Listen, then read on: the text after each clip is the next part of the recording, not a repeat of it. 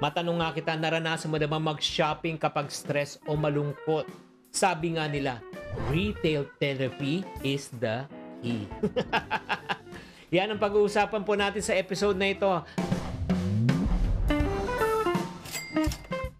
Hi there, this is Chinky Tan, your pambansang world coach. Ano ba ang retail therapy at ano ba nagagawa na ito?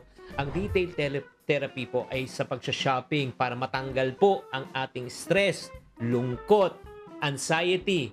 Karaniwan itong ginagawa para ma-relieve ang mga tinatawag na mga negative emotions at magbigay ng instant happiness. Diba?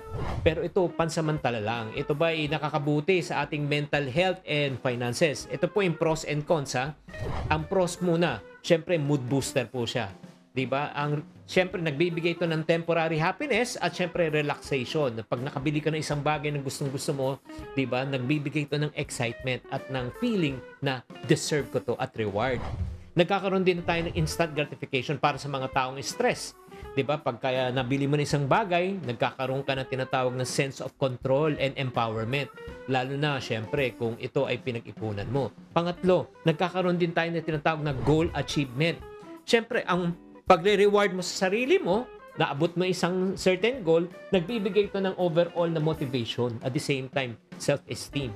Syempre, like for example, mahabang project na ginawa mo, di ba? Tapos sinabi mo, ay, kailangan kong mag-travel. O, yan ang retail therapy mo. Okay lang yan. Di ba? Basta pinag-ipunan.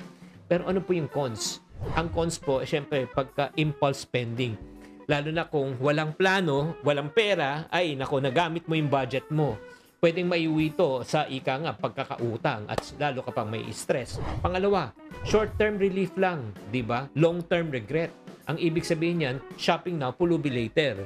Diba? Travel now, pulubi later. Diba? Yan po nangyayari po pag hindi po planado ang ating retail therapy. At pangatlo, ang negative effect po, syempre, nagkakaroon tayo ng utang at financial stress. Ito yung pwedeng mag-resulta pa sa lalo pang pinalala pa ang problema. Dahil sa halip na malutas ang stress, nadagdagan. Diba? Ang financial worries and stress.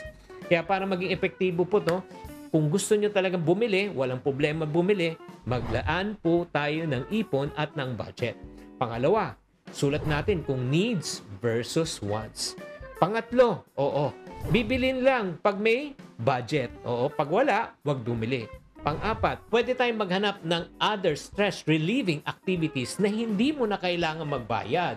Tutulad na mag-exercise, mag-meditate, makipagchika sa mga kaibigan na hindi ka nagagastos. Kaya walang masama na bumili mga kapatid. Pero tatandaan, paano mo ginagastos ang pera mo. Pero kung ito ang gagamitin mo birang regular na mechanism para matanggal ang iyong stress, baka makasama to sa iyong finances and long-term happiness. Sana nakatulong tong episode na ito. Tatandaan, tamang karunungan, tamang disiplina po ang susi sa pagyaman.